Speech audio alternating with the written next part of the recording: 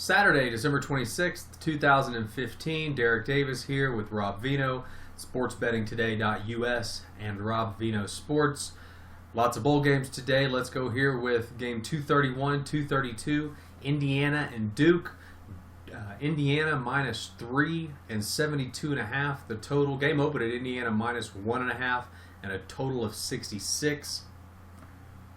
3:30 p.m. Eastern kickoff for the Pinstripe Bowl here. Game played at Yankee Stadium in the Bronx. For Duke, Rob, after they were robbed in the game against Miami of Florida, the wheels really came off for them. They're losers for their last five, including for their last five against the spread. For Indiana, they were humming along nicely the first four games of the season, and after getting beat by Ohio State at home, they kind of went into their own little funk. They lost their next four straight up and against the spread. Then had the home loss to Michigan. Finished out the season beating Maryland and Purdue, a couple of bottom feeders there in the Big Ten. Head coach Wilson seems to once again have saved his job with just by winning enough games barely. Duke, Rob, has been a good story the past couple of years in college football. Of course, like I talked about earlier, when the wheels came off for them against Miami, that didn't seem characteristic of Cutcliffe's squad, as they typically bounce back pretty well from losses in the time he's been there. But, Rob, do they have enough today to slow Indiana down to give their offense a chance in this one, Duke? Hey, that's obviously a key question, Derek, and we can reverse that and ask another key question.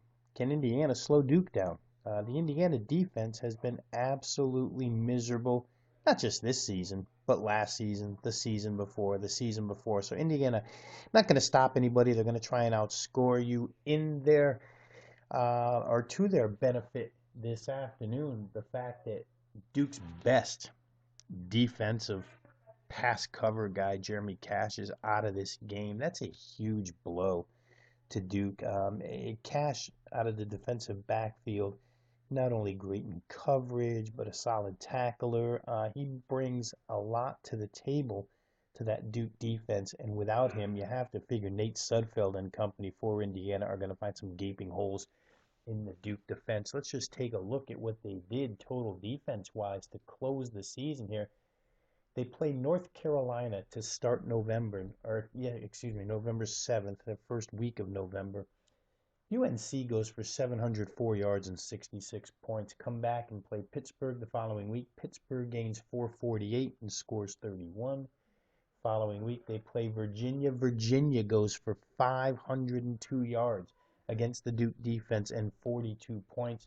And then to close the year, they give up 450 yards to Wake Forest, a team that in a lot of instances this year couldn't gain 450 yards in two games combined.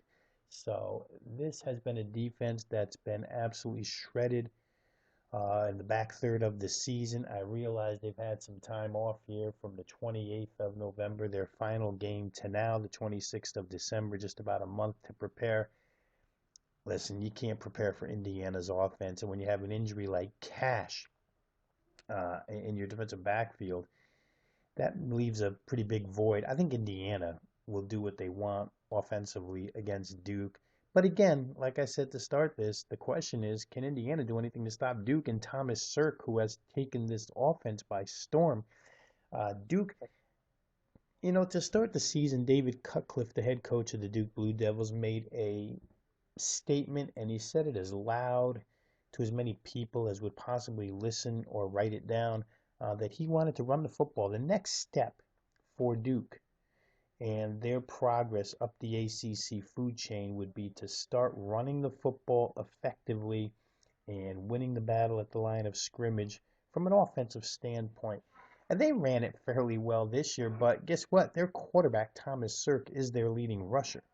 So they didn't run it as effectively as he would like to. Certainly when you look at their play calling numbers, the play selection, they balanced it off 50.5% to the run game this year of their play calls, 49.5% to the pass game. The yardage divided up about 59% to the passing game, 41% to the rushing game. So they tried it, but I think they're going to lean a little heavier on the pass game here in this one. Indiana cannot stop you from throwing the football. It's, as I mentioned earlier, a bad defense, and it's a bad defense on all counts. They've allowed 508 yards per game this season, 326 through the air, 181 on the ground. The weather isn't as good as maybe it was thought to be here on the East Coast for this game, this one in Yankee Stadium in the Bronx. Going to be about 50 degrees, but it's a little chillier than what was previously forecasted. I don't think it'll have an effect. Both Indiana and Duke are good with this type of weather. I think the quarterback's going to play a huge role here. What will probably be the one of the bigger deciding factors in this one, Derek, is if running back Jordan Howard can go for Indiana, because when he's on the field and they have that game-breaking threat in the run game, it makes that offense almost impossible to go ahead and play anything other than straight up. You can't really pressure Sudfeld. He gets rid of the ball too quickly. You can't focus in on Howard because the pass game is too strong. Can't focus on the pass game because then it leaves less men in the box for Howard to get loose. So I think both of these teams have a lot of advantages as far as offense is concerned. Indiana's been bet up, though, to a point now where they're -3. Um, Power ratings suggest that they should only be -1. Now, I understand that defensive backs don't normally count in line for much. Maybe Jeremy Cash does count for a little bit here, but a 2-point jump, I'm not so sure.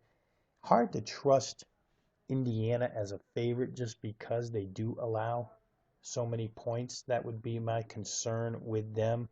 But to take the points with Duke and the leaky defense that they have had the last third of the season is very questionable as well. Should be an entertaining game.